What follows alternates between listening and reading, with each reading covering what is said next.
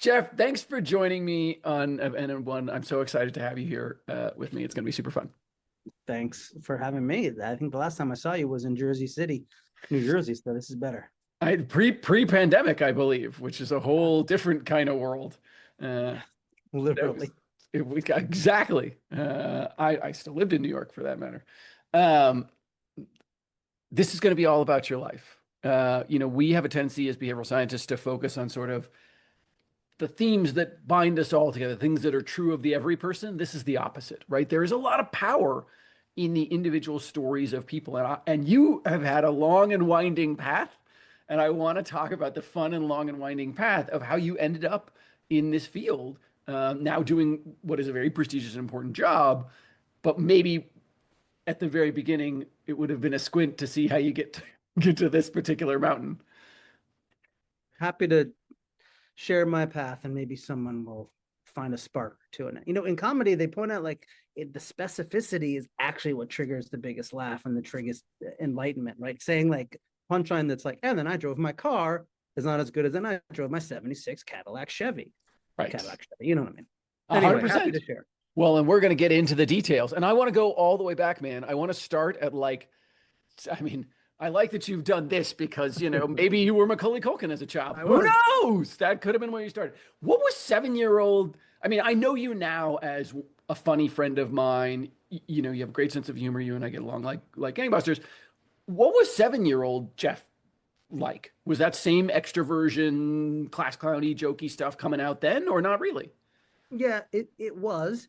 I can remember probably around 7 or 9, we had a school event, elementary school, whatever. I would have been 3rd or 4th or 2nd grade.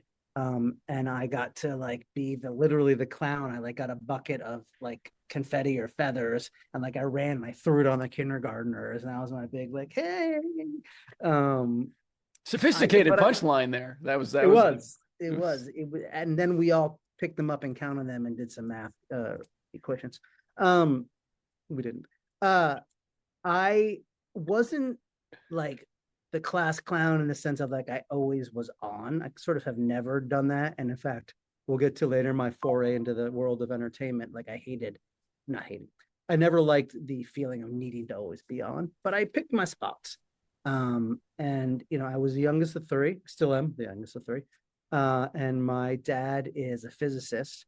And as I'm sure you've uncovered in your own different way, science and humor are related.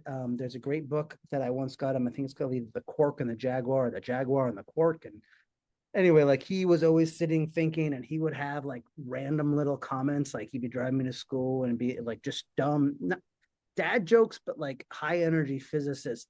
You ever think an elephant can fit inside a spoon? What are you doing? And so I think I was encouraged by him indirectly to just be a little absurd.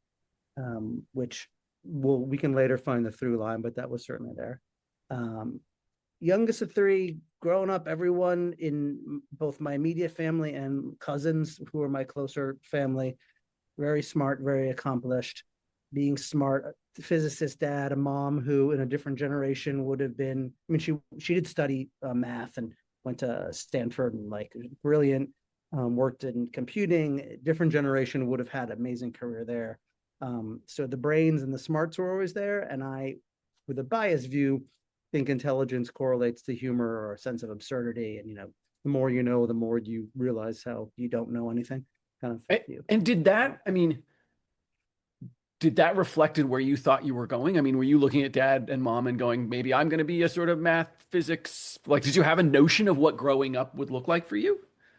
I didn't have a destination in mind, but I had things that I knew I didn't like, which was sort of twofold. One is, I think, probably all kids, but even sometimes in my older years, I have this ability to just be where I am and not try to plan it out. And I don't say that as a virtue, although you could interpret it as one.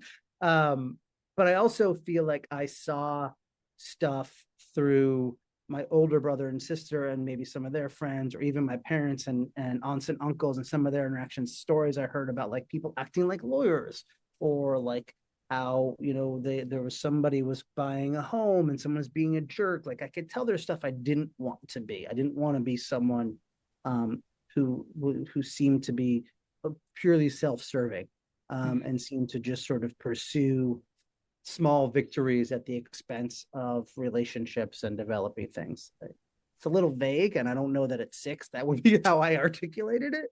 But to your question, like I never was like, I want to be a fireman or a baseball player. It was more like, I want to just be where I am and have fun, and I want to learn, and I know I don't want to end up over there. Yeah, and even if you've not articulated it as a 6-year-old, like it does sound like there's a little bit of this. I want to be the good guy. I don't want to be I don't want to be a parasite for whatever that would have meant to a 6-year-old. Yeah. I want to be a part of something bigger. How was school for you? Like, were you sort of one of these engaged kids who liked all the topics and it was, school was a place that you really loved? Were you sort of like a reluctant student? Like, what was school like for you? Um, well, there was still at this under 10 age, or sort of breaking up into like early two. So I'll just answer how I want to answer.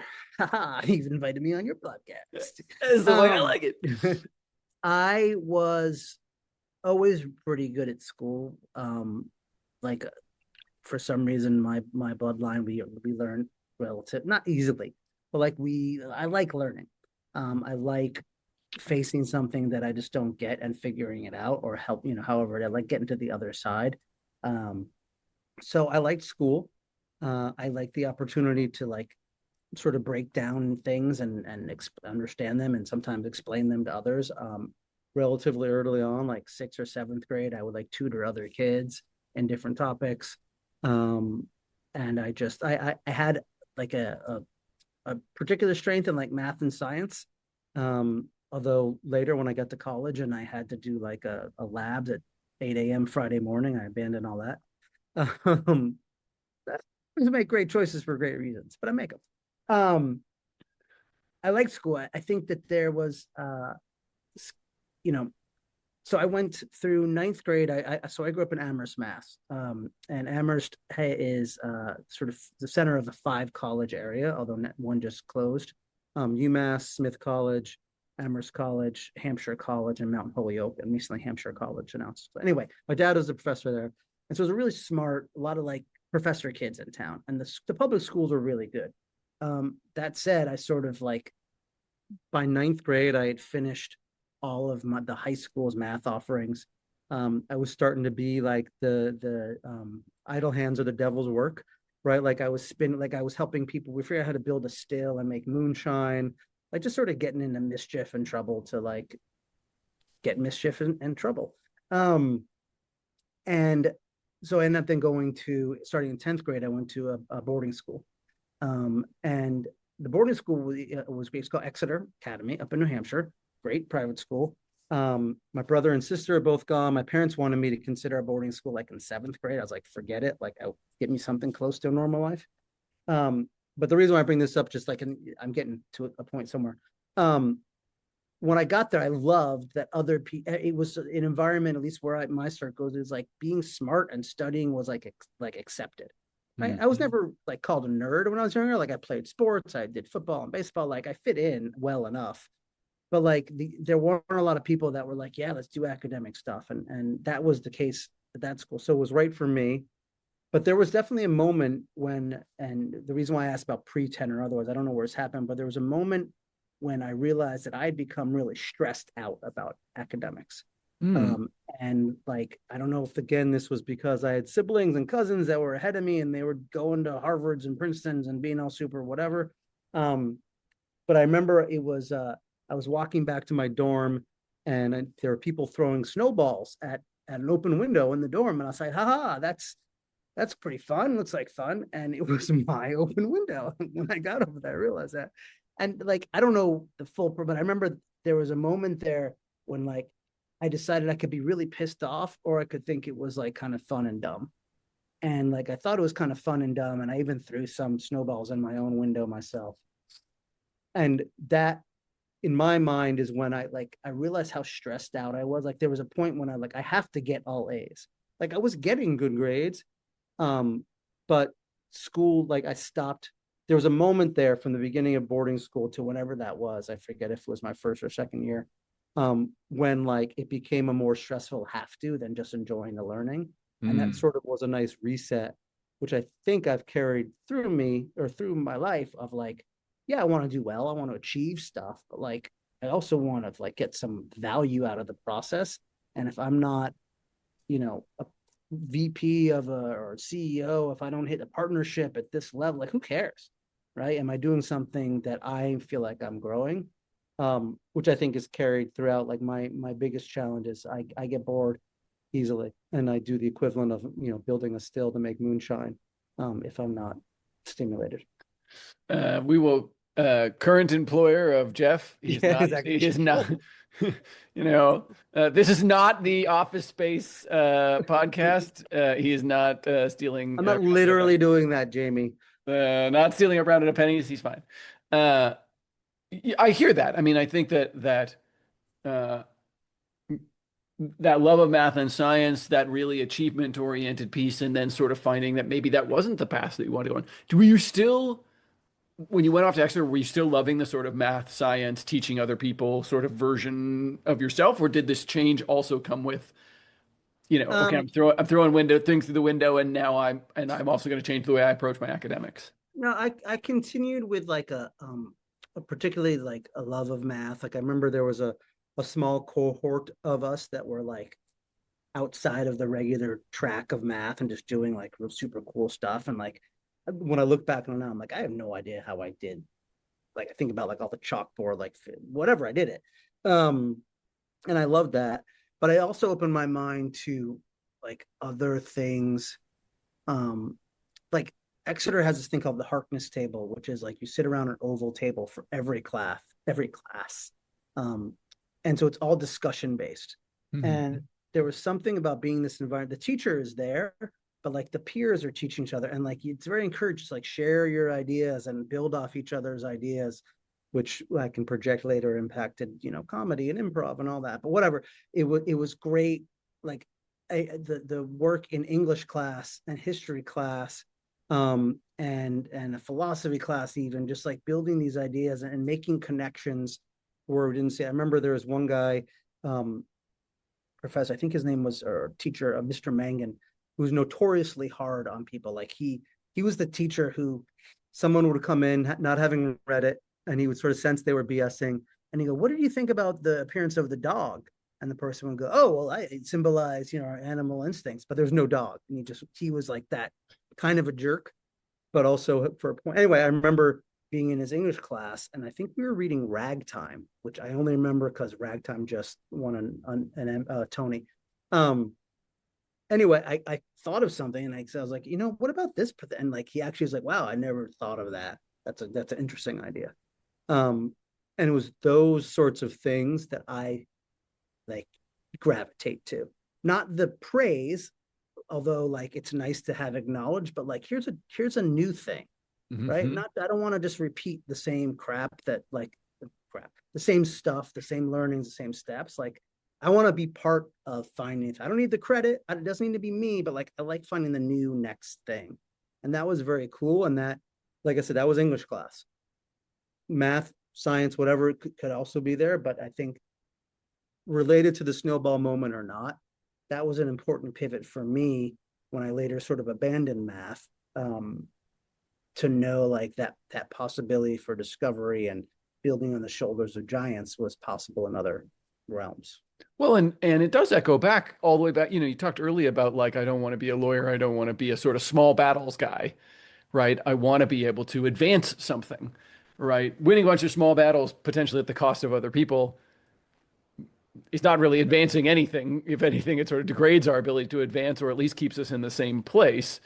Um, you know, Hearing that come out, did you? If I had sort of said, you know, let's go ninth, 10th grade so that you're not thinking all the way up to college. But like, what did you want to be at that point, right? When people were sort of, we do have the tendency to ask kids, what are you thinking about for your future? Yeah.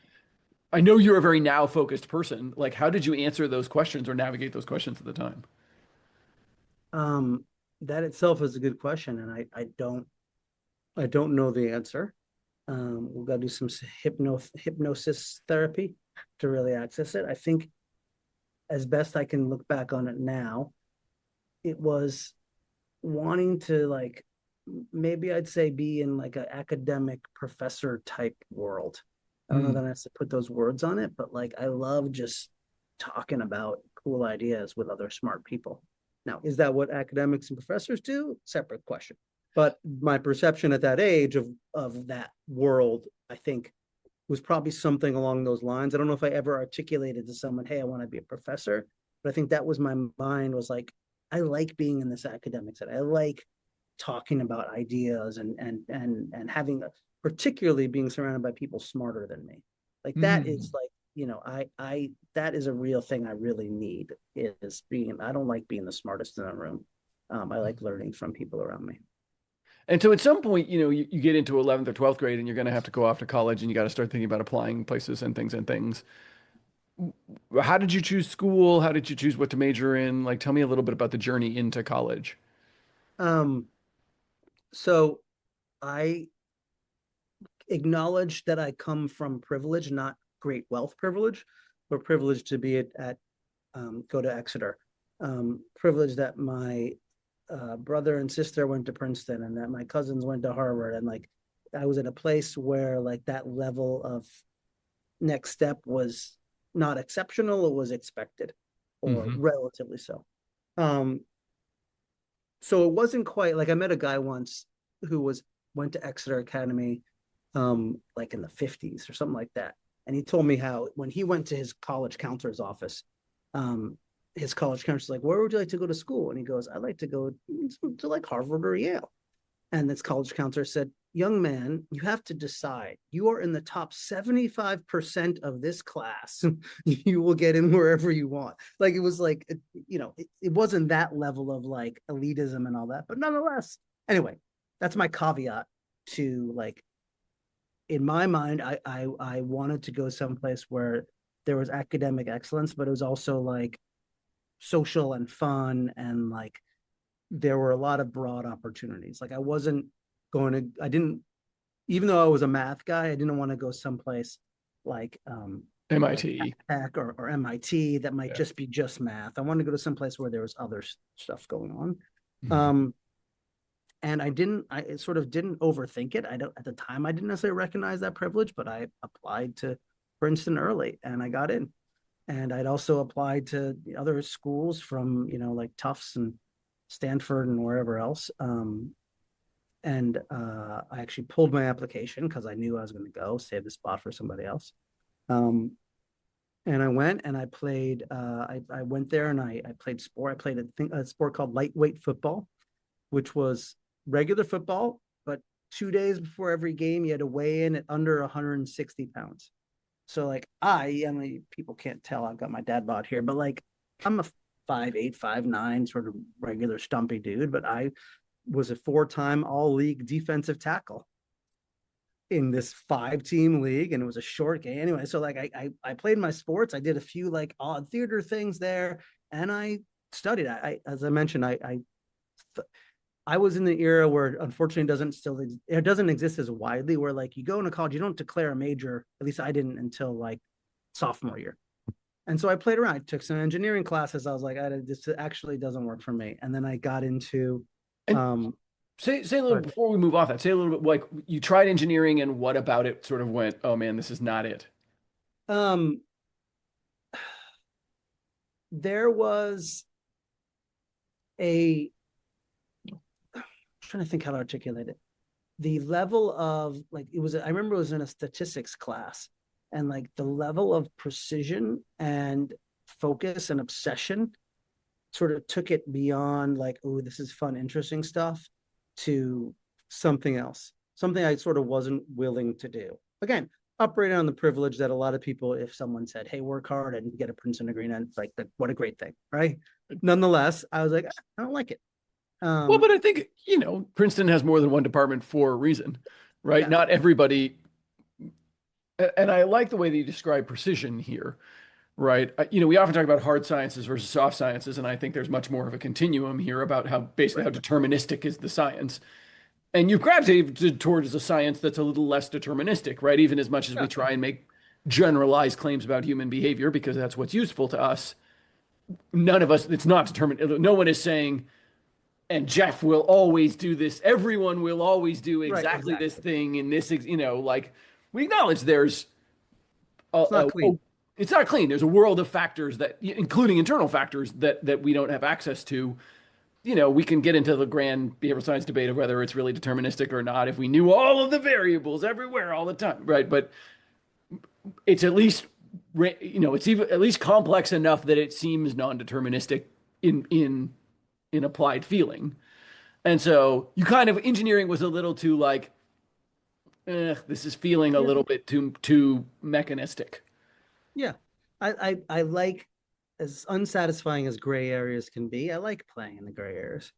Yeah. And it even like it translates to other things in my nature. Like I went to law school as we'll talk about, but like I never liked arguing because I'm not a guy that remembers like specific facts. I was never that smart guy that like, oh, and that was just like the 1932 Treaty of whatever page that like, but I remember as kids would say, like the vibes, like, and how you feel like the general idea and the directional like messaging that was going on, which is lovely for discussion, isn't great for argument, if you will, or particularly an argument that's based on needing to know that precision, right? Engineering lawyer, not quite the same, but yeah, I think the gist of I just don't I can operate that way. I did go to law school. I was good at math, but I just don't like that.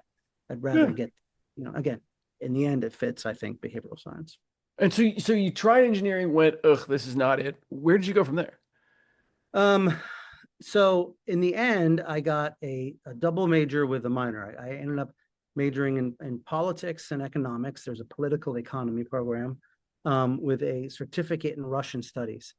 And important to know, not to totally date myself, but I'm going to date myself, that I started in the fall of 1991 at Princeton, which for those of people that can Google history, the Soviet Union was falling apart in 1991. Yeah. And there was a professor there who was like the #1 commentator on CBS News. The summer after my freshman year, I went and I taught English in Russia, just outside Moscow. Like it was such a like this amazing time. And I grew up, you know, Cold War pumping, get under your head under your desk for the nuclear thing, Ronald Reagan, like that was such a part of the culture outside of my own little world. And all of a sudden this thing that had been like the other, our focus in America was we got to beat these guys. And I was like, wow, that's so cool. So we didn't have a major in Russian study, in Soviet studies or whatever we called it. But in my mind, that's sort of what I studied. But officially, it was like politics and economics, and then that. Um, And what about that lit you up? Like what felt sort of right there as you came there from engineering? um, I think that there is an element to um, all those things. Politics and economics is the easiest one to describe. Where it's like systems to both explain and then to organize moving forward, right? Mm. Like, we drew up a constitution and created a Supreme Court and we made all these rules in a way to like shape society in a direction that we thought it should be, Right. or to also escape a society and culture and government that we didn't want to have. Economics is sort of both trying to look in a way at why people are doing what they do, and then trying to create incentives and structures for different outcomes.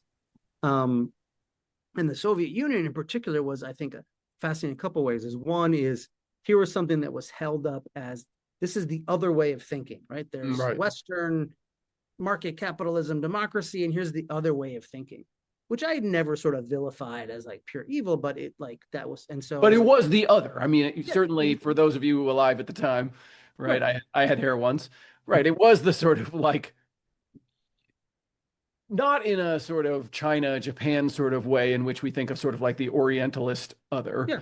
right? Culturally, it wasn't as other as those might be, but Right. It's not like sort of a sad sort of way, but in a sort of if you're going to look at another model, yeah, this is the positive model. right. I mean, because it was the other superpower, right? There were two superpowers.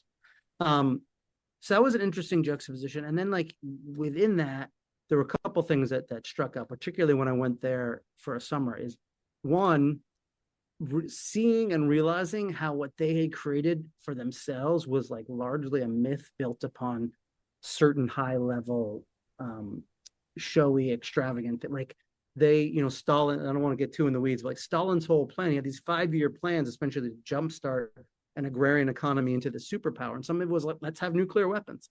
Let's like have this amazing industry. And like the fact that it cratered in retrospect isn't surprising because it built this heavy thing on top of a system that wasn't prepared for it.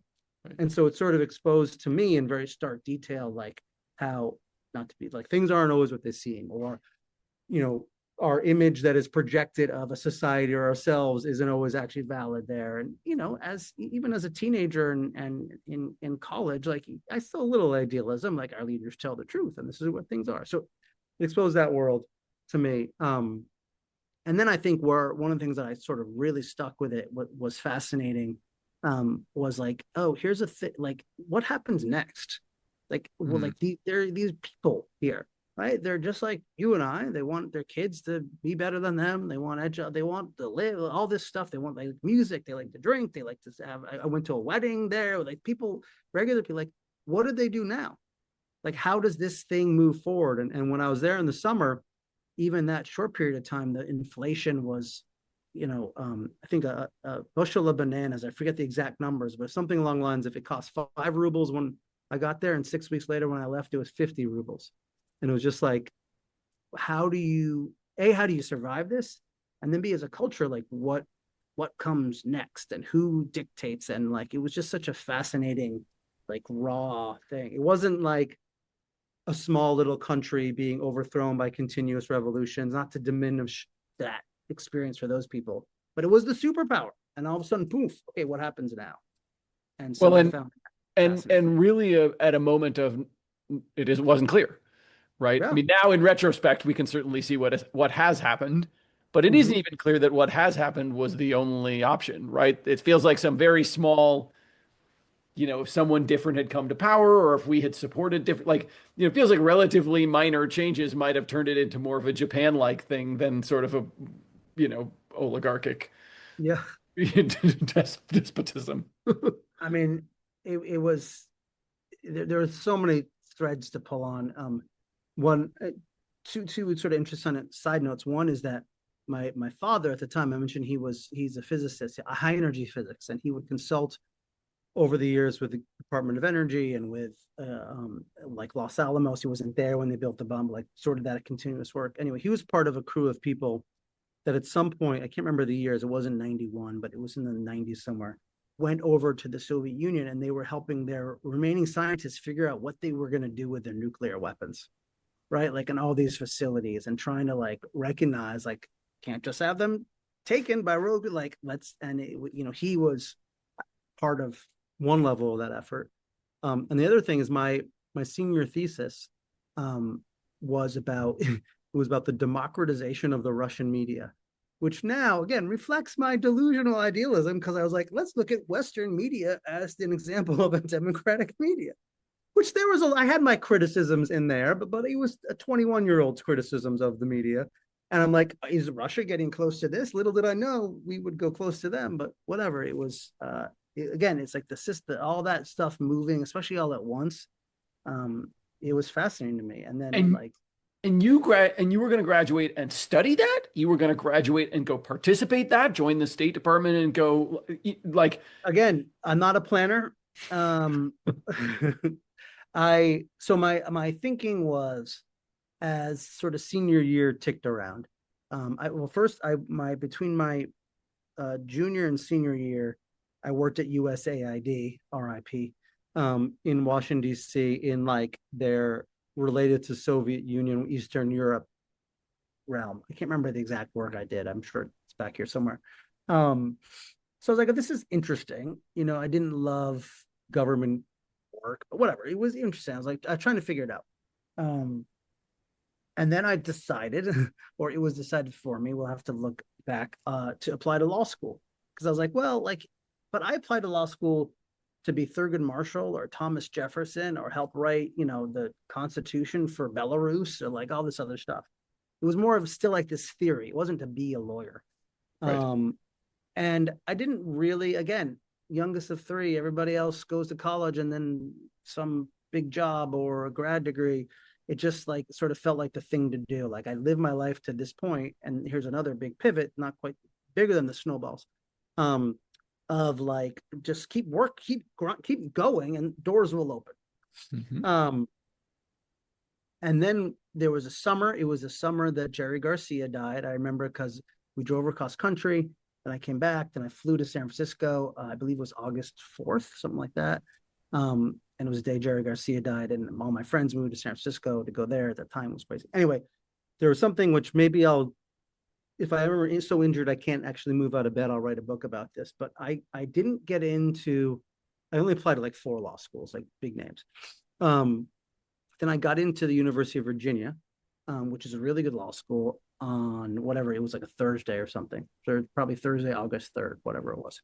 And I remember this moment that like I was at home, I was upstairs, and my mom had checked the mail and she was like, "Oh, Jeff, you got in." She was so excited. And I was like so deflated.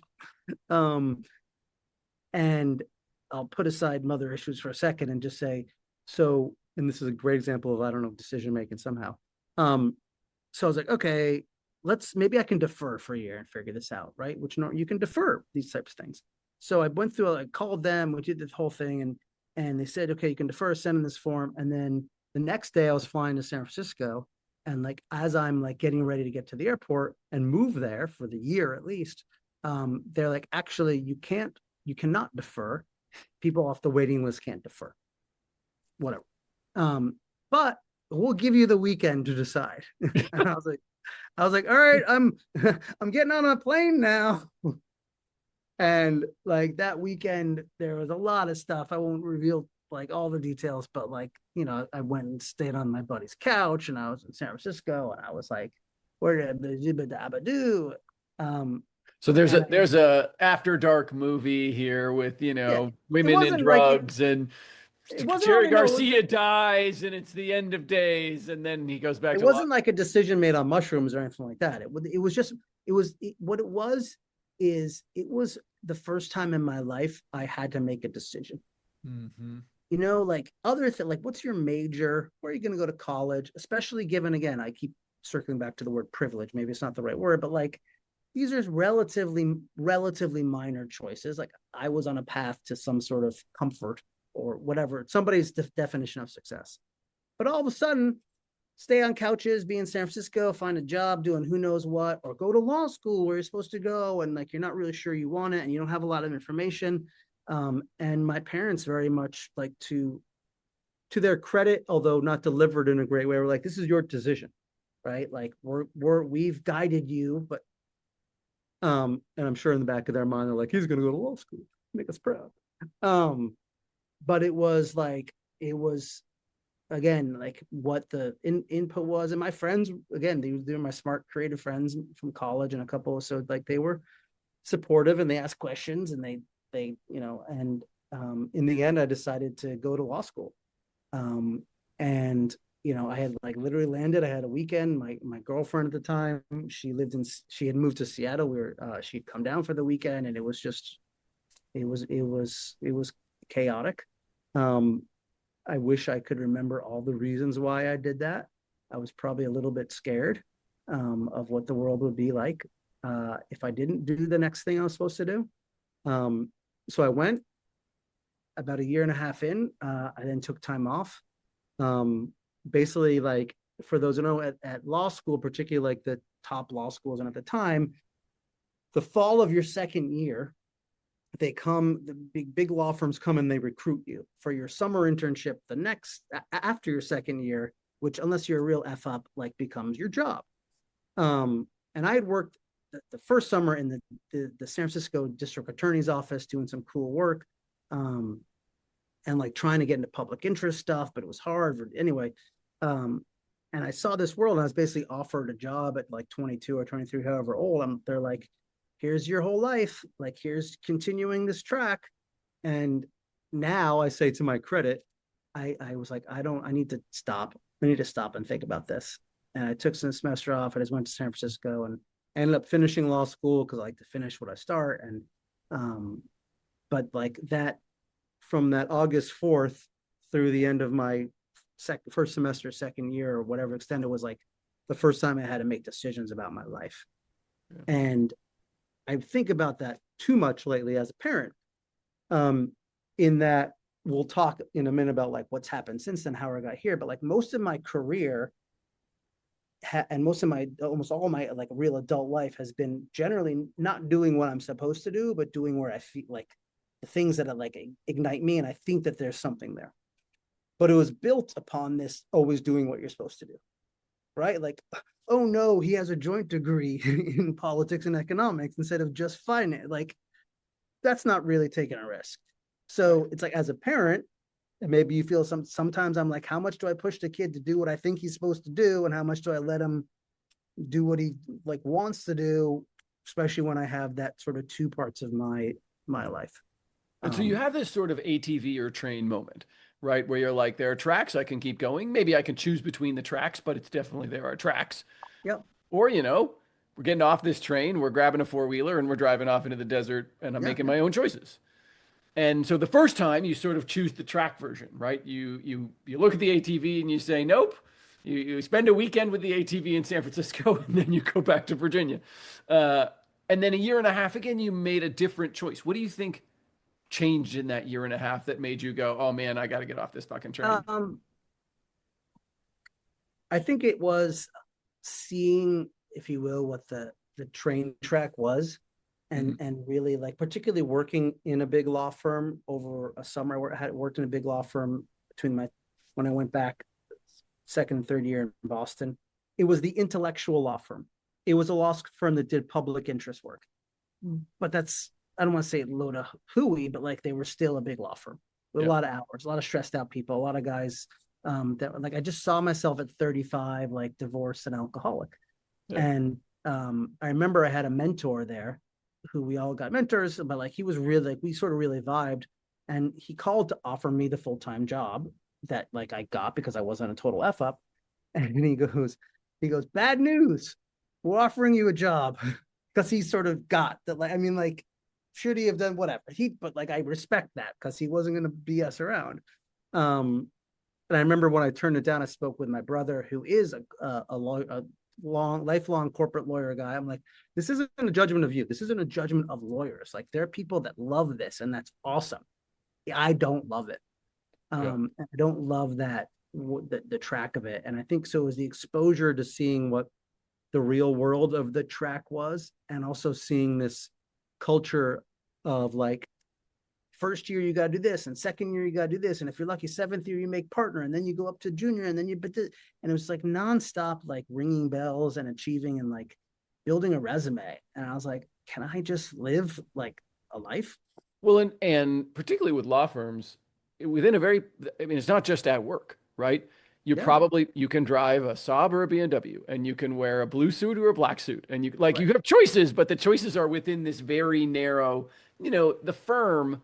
I remember when the firm came out and resonated really well with a lot of lawyers. And I think one of the reasons that, as a legal fiction book that was beloved by lawyers, I think one of the reasons it resonated so well for so many people is because it really does, in some way, you go to this town and they're sort of like, kids, cool, here's the private school your kids go to. Here's the block you live on. You can choose from this wallpaper, that wall. It feels very sort of on rails, which, it sounds like, you're playing lightweight football and you're a radio sports broadcaster. You have these iconoclast things that are going on that maybe aren't super compatible with that. Yeah. And I took advantage of being the youngest kid and like knowing, look, if the crap hits the fan, like I got a Princeton degree and a law degree and I passed the bar in California, I'm going to be okay. Yeah. Like, I'm not going to be on the streets. Yeah. And so what ended up happening is, so I graduated from school. I did like a January graduation. And I took the bar in California, and like, while I was studying for the bar, I took like a stand-up comedy workshop. And already I was in law school. It's funny when they tell you, like, you want to be a comedian, you should get a tape recorder and a notepad to keep your ideas. I was doing that in law school. Like I was the guy like at the party, like I was like in the corner, like writing stuff down. Like even though I said I wanted that social life, I actually was ready to move on from this world. And that's also part of the exposure to like, I need a broader view than Exeter, Princeton, Virginia Law School. Wonderful people, but pretty narrow. Um, anyway, so I was already writing and like coming with ideas, and like I took it, and finally I was like, oh, this is all I have to do is be funny. Stand-up comedy offered two things. One is I could talk about whatever I want as long as I was funny, um, which is like I had to get an emotional connection, and then I could talk about like we could have this conversation with people in a way, and there were moments of that. And the other thing that attracted me to it was it didn't matter that I where the hell I went to school. It doesn't. None of that matters. I remember I was in San Francisco when Robin Williams first came back from like a break and started doing stand up. And Robin Williams, like I was on shows with him a few times. That's not like a big, like everyone in San Francisco time was on shows. Anyway, he'd go on stage, and for like 3 to 5 minutes, he could do no. He was Robin effing Williams. People loved it. But then he had to be funny. Like he had to like do the thing. And like to me, here was a thing that like all that stuff that I felt like I hadn't earned didn't matter. Like I had to actually like prove my own worth. And there's a lot of therapy in here, but like, yeah, I'd worked hard and I was smart, but like all the doors were open for me. And then you go on a stand-up stage, you try to tell left-leaning political jokes at a country western bar in West Virginia. Like, you better know what you're actually doing. Yeah, nobody cares that you went to Exeter. Yeah, that's for sure. And so like I did that in San Francisco for a while. And then there was a friend of mine in an improv group that I started. I did a lot of stuff. Like now a lot of people do it, but at the time there weren't a lot of shows that were not at the comedy clubs, that weren't also just like open mics really bad. And so in San Francisco, I started one of the first, like, here's a good show, good comedians, but in a random bar and venue. So like I was always generating, making stuff happen. I sort of bristled even there against like, here's how you're supposed to do it and come up. I'm like, no, this is what, anyway. And I had a friend in an improv group who was an editor for Jim Cramer, the Mad Money guy. Yep. He has a website called thestreet.com, finance website. And he goes, hey, you ever think about writing a humor column about business news? And I was like, that's stupid. He goes, we can pay you. I said, that's brilliant. We should definitely do that. And that, like, I'll pause, but like that was sort of like, okay, the first step back sort of towards the world of business and economics, which then the short version is then I got an opportunity from the popularity of that to write my first book, which was a satire called Get Rich Cheating, how to be Enron and how to be Bernie Madoff and all that, which then landed in the hands of Dan Ariely, who was working on his research about dishonesty. And then in 2009 or 10, like I discovered this whole world, which is where I figured out my way now. Like, and it just clicked for me, right? Same with you. Like there wasn't a behavioral economics class in college. That wasn't a thing. Or if it was very rare. And suddenly I was in a world where people being stupid was like, yeah, right? Like traditional economics and law was like, here are these systems and the rules, and that's how people behave. And the reality is that maybe in the aggregate, but actually people don't do that. And my version of the through line is two different ones. One is comedian goes, hey, you ever notice people do stupid stuff? And the behavioral scientist says, yeah, this is why. So we're both sort of like flies on the wall. And then if you add a lawyer in there, this is all self-justification, but like, the comedian, the lawyer, and the behavioral scientist, they all kind of look at something that happens at a situation, and they like break it down into its elements in order to tell a story about it to prove their point, right? The comedian wants to tell a story to get a laugh. A lawyer wants to tell a story to get their client's position victorious. And a behavioral scientist, I like to believe, in my current delusion, wants to tell a story to show what really happened. Here's why this is going on. Not to like say right or wrong, but to explain the reasons sort of why this thing likely went down. And again, it goes back to this science, for me, this science mind, this like figuring stuff out. And in particular, drawn to this field because it goes back to that, like, it's still new, right? Like, how do you like how do you take even something as relatively old as endowment effect and make a difference, do something with that? Well, and that do something is in there. I mean, if we continue your through line of sort of, you know, a comedian wants it for the laugh and a lawyer wants it for the verdict and a behavioral scientist wants it for the explanation, then there's applied behavioral sciences which wants it for the outcome, which, Yeah. is a through line for your whole, all the way back to your childhood where you're sort of saying like, hey, I want to be a part of something. I want to make change, right? That, you have this sort of reoccurring drumbeat, whether it's at Exeter or in college, where you want to be part of something changing, Yeah. right? And, that motion, because there's a version of that where, Jeff, where you could have gone off and sort of, you go into academia and you study it, right? Mhm. You're an observer, you're a commentator, but you're not in it, right?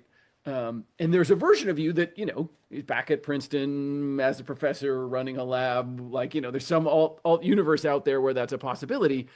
Why do you think that you didn't end up kind of drifting back into academia and instead got more interested in some of this more applied work? Um, I think that there was the only word I can think of right now is stuffiness. And it feels like I'm describing an 80s movie like synopsis, the stuffy professor. But like there was an element of like having like of having to go through the process, like particularly be a law professor, like going through all these things and all these shows and like just to get to the point where then you could study something that like would sit on the books and like be talked about at other academic conferences. And you and I probably know, particularly in this field, a lot of behavioral science academics who were like sort of at the like, I want to do something with this, but like it takes 7 years to get a paper published. And then what Yeah. do I do? And like there's some that do it really well. Like I won't run down the names, but like I don't know how totally conscious I was of that, like the frustration. I could just study but never do anything. But it felt again like that world was another world of like the law school or law firms. Like you have to progress slowly but surely. And I don't know whether I didn't think I had the patience for it. And there was an interesting moment for me. I remember my first semester in law school, which is that like I finally realized I couldn't just be smart and get good grades. The classes that I was interested in and that I thought were cool, I got an A in. The classes that I wasn't interested in, but I thought I could still study and get an A in, I didn't get an A. I got my first B minuses of my life. Maybe even got a C. I don't remember, but like all of this, like that impacted me when I thought about like the academic route of like, you just got to always be the top, even if you don't give a crap about it. And again, I was like, it didn't seem, I thought, and there's some proof like in using humor to have these conversations could have a broader reach, right? Mhm. Like look at like Jon Stewart. There was a stretch when The Daily Show was where everybody got their news, or not everybody, but the people who got their news believed everybody got their news there. But it was like you could reach people in a different way when it wasn't erudite and elevated conversation. It was like, why does this crap matter to me? Yeah. Right? Like you don't have to understand like prospect theory to understand like sunk costs, but you might spend your time dwelling in the nuance of prospect theory, but not be able to explain to people like you don't like giving up this thing you've had. Oh, I get that, right? So I don't Yeah, know how much. there is this emerging discipline that's happened in your and my lifetime of sort of science communication and being a science communicator Yeah, or a professional science communicator, which some people, Asimov and other people sort of like there are people who became science communicators sort of inadvertently, but there yeah, was, in our lifetime, it's emerged as yeah. A as title, there's a label on it. yeah, and it's a real thing you could do and make a career out of and sort of, could go down this thing. Every time I give a talk and people sort of ask me about it, I'm like, look, man, it's 80% entertainment and 20% content, right? Like, Yeah. you But if it have was 100% content, they're not going to remember any more than 20% anyway, right? 100%. Yeah, Well, and they won't even have heard that some of it because they'll disengage. Like right. I have to get you laughing, and I have to tell the Eminem jokes, and I have to do all the things that I do to get people laughing in Yeah. order for it to stick. For any of it And to make it. I don't think there's any harm in that. I just, even in the world of finance, there are people like you are brilliant people, but no one cares because you're just talking to them about stuff that they don't want. I don't want to leave this meeting becoming a financial expert. I want you to like, let me know, am I going to be okay? Give me some new ideas and like, let's go play golf or whatever people do, and it's a shame because I think there was a stretch when, particularly like back at that table talking about ragtime, where I'm like, oh, we're just going to be talking about cool ideas. You can't do that you can't be 100% of the time. If you find a place where you get to do that now and then, where I think I have, and I believe you have too, like that's pretty cool. I wish I had it a little bit more in my life, but like, I don't want it to be all that I do. I would be insufferable. Well, and there is another, I mean, we talked about alternative universes. So there's an alternative universe where you're a lawyer. Oh my God.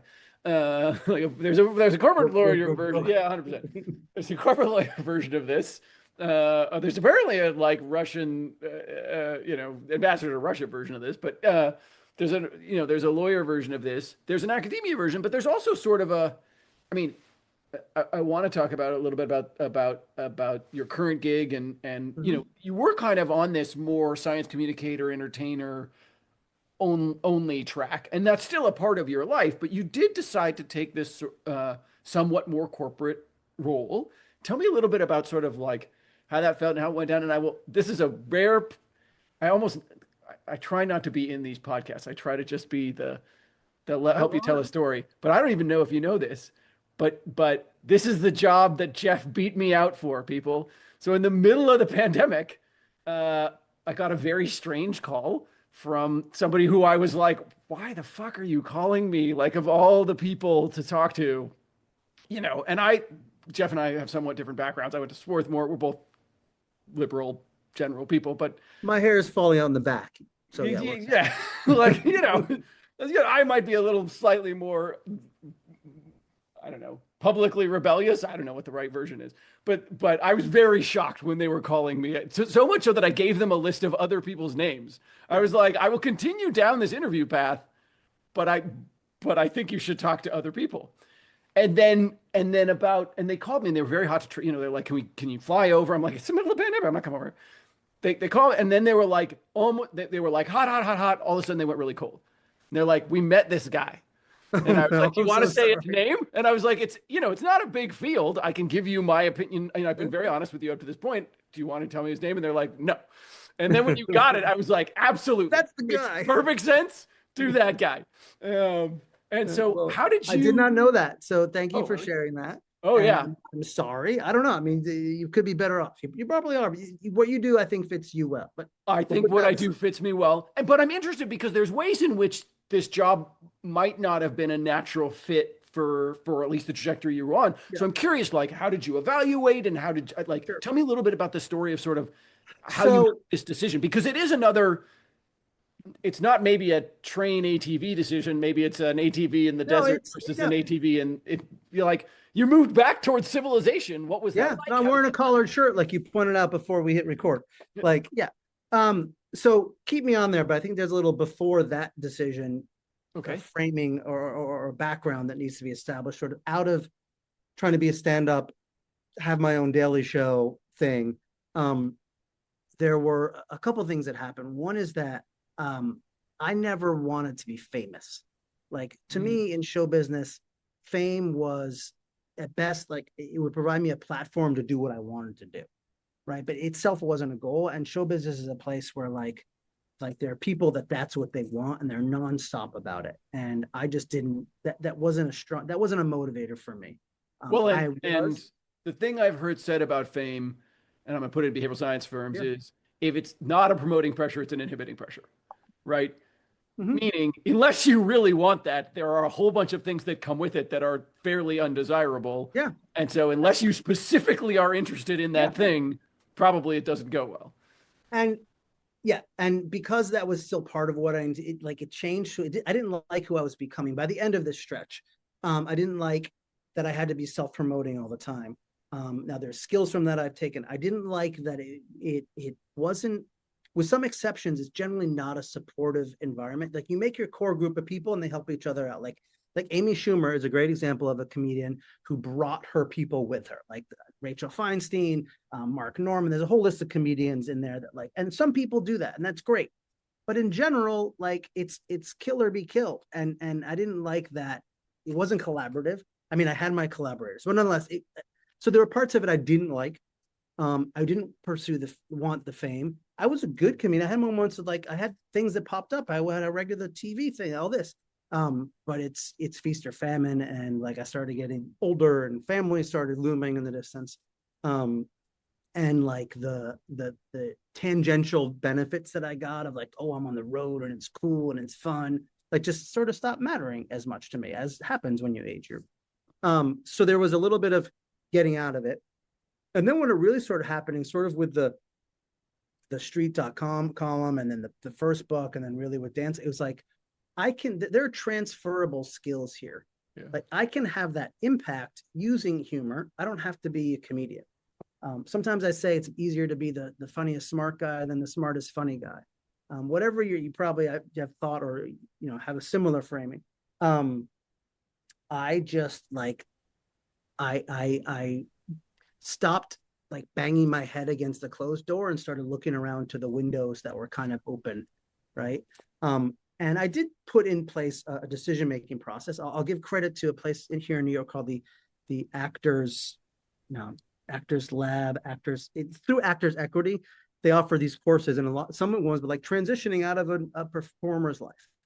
And like they helped me with this framework that I was sort of playing with. And essentially what it was for me, and it was breaking down like, here's the stuff I'm good at. Here's the stuff I like. Here's the stuff that people value, right? Sort of starting with those columns of things and trying to find a mix mash. And then where it really worked for me, coming to this job, and then in the interim, in a couple of spots, like for instance, I got an opportunity to be the head writer for a daily news show on Current TV. I don't know if you remember Current. Al Gore had this sort of left-leaning political news network, very not known. But anyway, and I was looked at it, I'm like, well, like I want to be on my own daily show. This isn't me on TV, but I get to like be involved with the news and build some, like, it was almost like in relationships, like these boxes are checked, these aren't, but like, this is okay.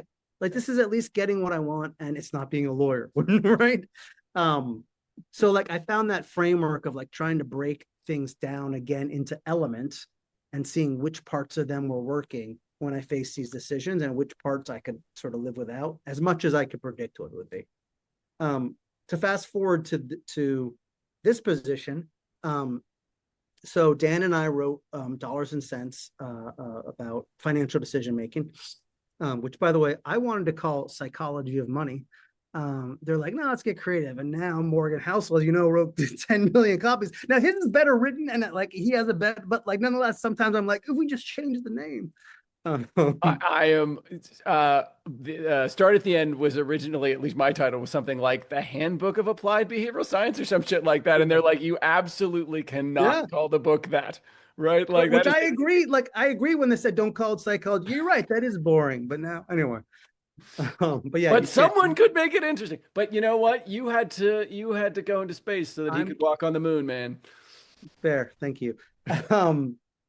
So one of the things I ended up doing, so I when the book came out, and having been in showbiz enough, I know that you get pops, right? There are moments when you get attention, and it's an opportunity, and you got to do something with that. And I knew when the book came out, because of Dan, like there'd be a little pop. I remember a small victory was on the book cover. He said Dan Ariely and Jeff Kreisler, and I'm like, my name's not going to be bigger than Dan's. It's not going to be as big as Dan's, but it can please be bigger than the word and. And they're like, okay. And so like, I was like, I'm not going to be out there like the book came out, it got attention, and so I did a couple things off of that.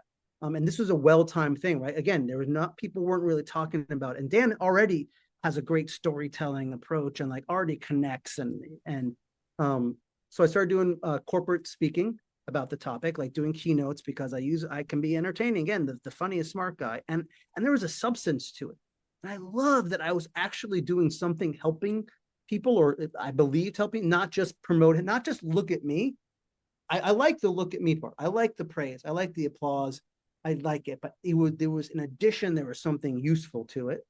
So I enjoyed that. And then I ran this website where I believe, which is where we met. I think Charlotte Blank introduced us, called PeopleScience, which unfortunately has been hacked and taken down. That's another story. But it was really the first place that tried to like have a conversation between the business world and this academic world of behavioral science. And like, how have you done it? Right. O Power, as you know, is one of the leading first stories, or like, how might you do in this company? And like, here's what and like, it was what I kind of want to do, like have this conversation about ideas and the real world. And that was going well. And like, we were chugging along. And now there's a bunch of different platforms. At the time, there weren't really. It was behavioral scientists had theirs. They were a little more academic. Anyway, speaking and that, and in addition, like I had media experience. I'd been on TV, like, so I sort of became very public and sort of about, hey, like, let's talk. I never said I'm an expert, but like, these are cool ideas. Let's talk about Let's talk about them. And then I had a similar, so the pandemic hit, which sort of put the kibosh on a lot of all that work. And then I got a LinkedIn message, was my version. I got a LinkedIn message from a recruiter here. I didn't realize it was a recruiter. I said, hey, I have an opportunity here at JP Morgan I'd like to discuss with you. I figured it was like, come do a virtual talk to our advisors about psychology and money. And I was like, sure. And like, if I was faster, I'd pull up my pandemic hair at the time, which was huge. And basically he's like, we have this thing we're looking at, getting a behavioral science thing. Can you do it? And it was a classic, like, yep. Now before that, I had been thinking about like, this is something that if I have to have a real job, like I'd like to get into this. Like, I think it's an important thing. I've been playing with how we might do it and all that. And in the end, through the process where I think the fit was right for me, was that I wasn't hired into the experiment and design and tech part of the organization. I'm in the advice, thought leadership, communication part. Now I'm trying to build that up, and we're doing some stuff, but like, it fit my ability to tell political jokes in West Virginia and to like talk with professors leading the field and to talk to CEOs and like have a Princeton degree that is a shiny little object that's valued here. Let's be real. And like that's kind of why it's fit me. And as far as my own decision making and deciding, I left. Yeah, that's the part I'm interested in, because I think you are, as I said, when they said when it came out who it was, I was like, yep, absolutely. Because to your point, I think I would have been frustrated that I wasn't. Yeah, over on I would have been like, take me 5 years to build up the type of opportunity, do the type of work you want to do. 100%. So it made perfect sense to me. But I'm curious about like how you decided, right? Yeah. Because it was a pivot away from some of the stuff that you were working on that was more science communicator led. Right. You're still doing science communication, but it is a step in-house. And that in-house step is one that a lot of people sometimes have some consternation about. How did you decide? I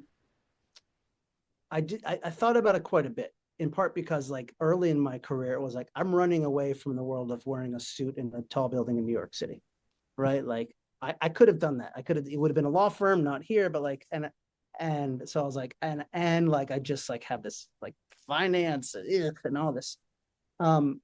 I think a few things were at play. One is just my changed sort of perception and priorities. Like I'm open to stuff that's imperfect. It doesn't have to be something that I can tell 18-year-old Jeff who's hanging out somewhere like how cool. Like it doesn't need to be cool. So I was like, but what is it? What's the impact? There are a few things. One is on the delusional side, and I've always been driven by a little delusion. Half of Americans have some sort of account with JP Morgan. Imagine if the work that I did could reduce financial stress in that population by 0.0001%. Like, holy, amazing potential impact. Yes. It's like when I went to Microsoft, the first thing ever launched, day one, 7 million people. You're like, okay, even if the change is microscopic, the scale is so fucking big that it just you want to make a difference in in people's lives. So the platform and the reach was like amazing.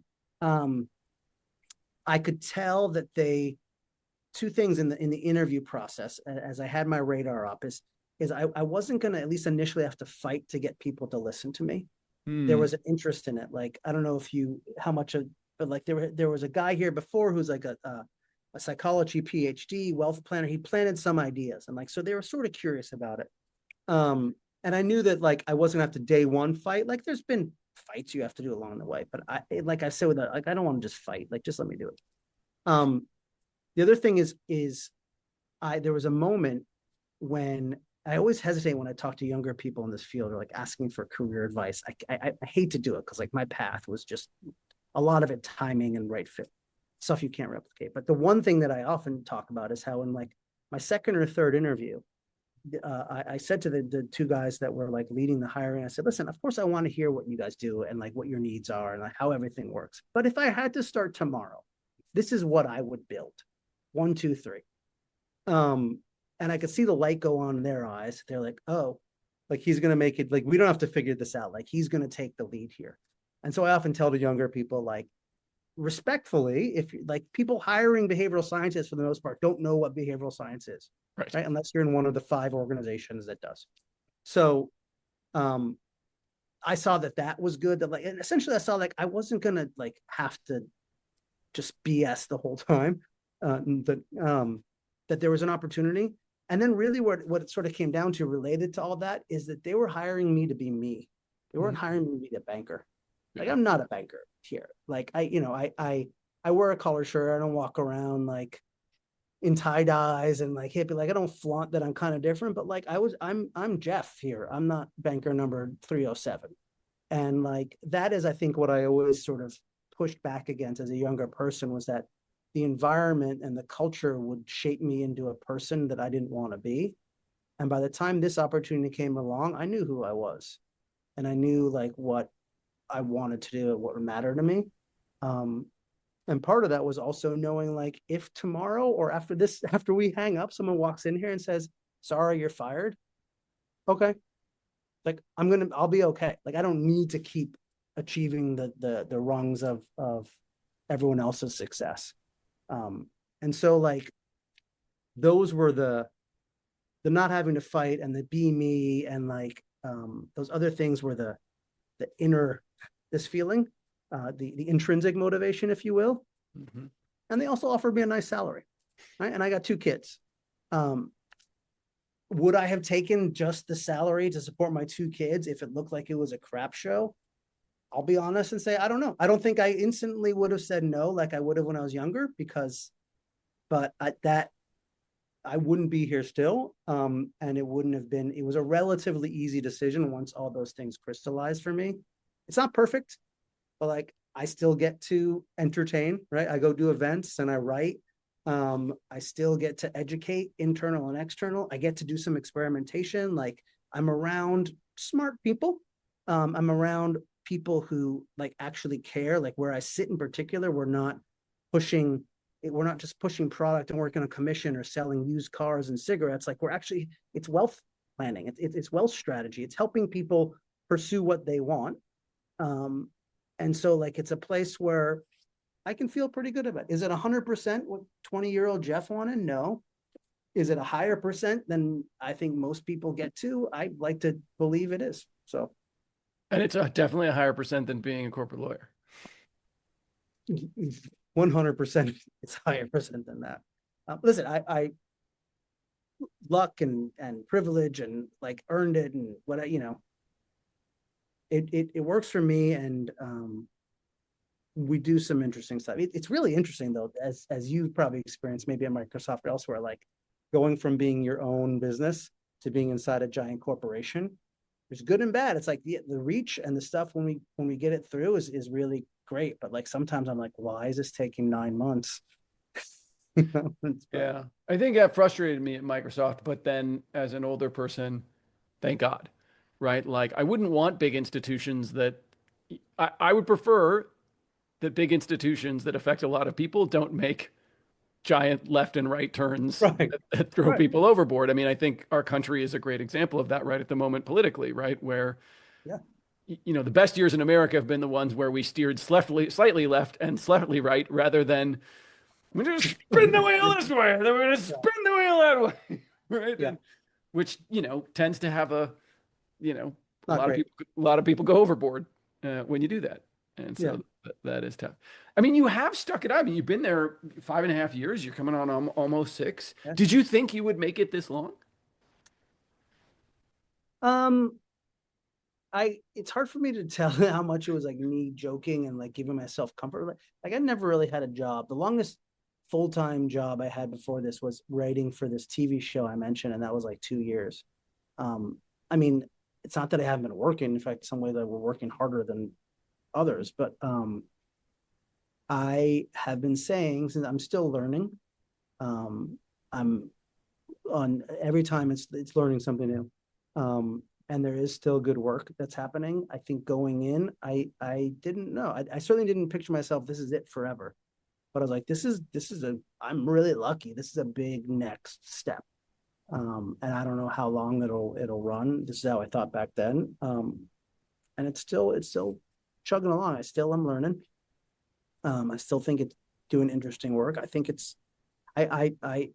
most people that have known me, I sort of have to laugh. Like if I haven't seen people in a while and they knew my career from failing on law school to comedian and writing and speaking and all that, and I tell them what I do, I kind of laugh because it's like, in some ways, I am the label I always avoided, like the job title, right? A managing director at JP Morgan's private bank is not what you'd think I was going to be.